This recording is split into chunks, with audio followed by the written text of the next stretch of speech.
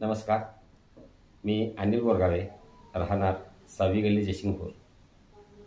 मी गेल्या 4 वर्षापासून 6व्या गल्लीतील उपगार पार्क या ठिकाणी वास्तव्याला आहे. मोर हा राष्ट्रीय पक्षी आणि या परिसरामध्ये मोरांची संख्या भरपूर आहे. या काळामध्ये घर बांधकाम सुरू असताना हळूहळू मोराच्या संपर्कात येऊ लागलो. तेव्हापासून थोडा त्या प्राण्याबद्दल आकर्षण आणि अभ्यास होऊ लागला. आता आम्हाला जी मुलाखत देताना आपण म्हटला की मोराच्या सान्निध्यात आपण येत आहात आणि आज जागतिक म्हणजे अर्थात राष्ट्रीय वन्यजीव दिन आहे. त्यानिमित्तानं राष्ट्रीय पक्षी मोर आहे.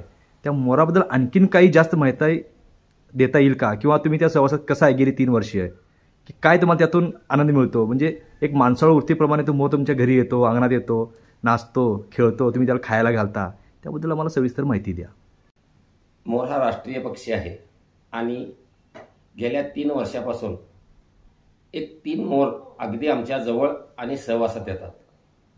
सहवासात म्हणजे अगदी अंगणामध्ये येऊन हळूहळू आम्ही अंगणात येऊ लागल्यानंतर थोडंसं आम्ही तांदूळ वगैरे टाकू लागलो.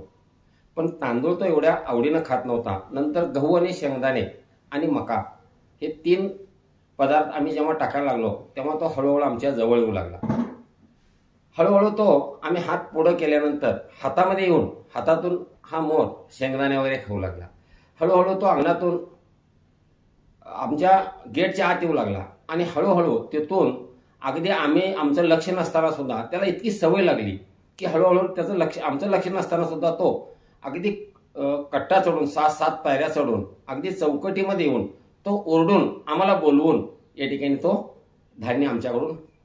साधारणतः ती वेळ काय असायची मोर येण्याची? सकाळी 7 ते 8 दरम्यानचा काळ आणि संध्याकाळी 6 वाजता साधारणपैकी हा मोर आमच्या घरी येतो.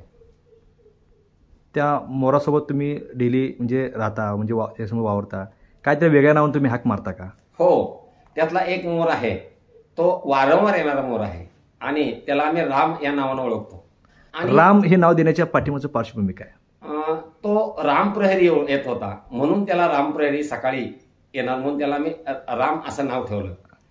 आणि आजही तो लांब दिसला आणि ए राम ए म्हणून जर हाक मारलं तर तो आमच्या जवळ येतो आणि आमच्याकडून धान्य खाऊन जातो.